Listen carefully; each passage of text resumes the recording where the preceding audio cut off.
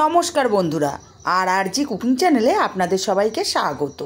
আজকে নিয়ে হাজির হয়ে গেলাম পাটিসাপটা পিঠার ক্ষীরসা বা ক্ষীর রেসিপি নিয়ে। তো চলুন শুরু করা যাক। আমি কড়াইতে 1 লিটার দুধ দিয়ে দিয়েছি, আর এখানে আমি পিওর গরুর দুধটা নিয়েছি, কোনো জলের ব্যবহার করিনি। নাড়াচাড়া করে দুধটাকে ফুটিয়ে নিয়েছি। এইভাবে আমি দুধটা নেড়ে চেড়ে 5 মিনিট ফুটিয়ে নেব। 5 মিনিট দুধটা ফুটিয়ে নিয়েছি। দুধটা আগের চেয়ে অনেকটা গাঢ় হয়ে গেছে, আর দুধটা নাড়া বন্ধ করা যাবে না, তাহলে দুধটা কড়ায় লেগে যাবে, এতে করে পোড়া গন্ধ চলে আসবে।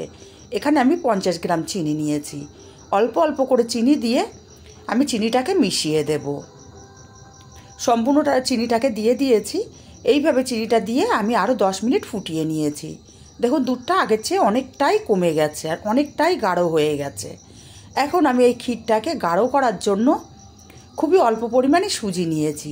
আপনারা যদি সুজিটা ব্যবহার করতে না চান তাহলে শুধু দুধটাকেও দিয়ে করতে পারেন, তবে শুধু দুধ দিয়ে করলে ক্ষীরটা অনেকটাই কম হবে 1 লিটার দুধে। তাই আমি খুবই অল্প পরিমাণে সুজি এখানে ব্যবহার করলাম। অল্প অল্প করে দিলাম আর নেড়ে নেড়ে দিলাম, যাতে দলা না পাকিয়ে যায়।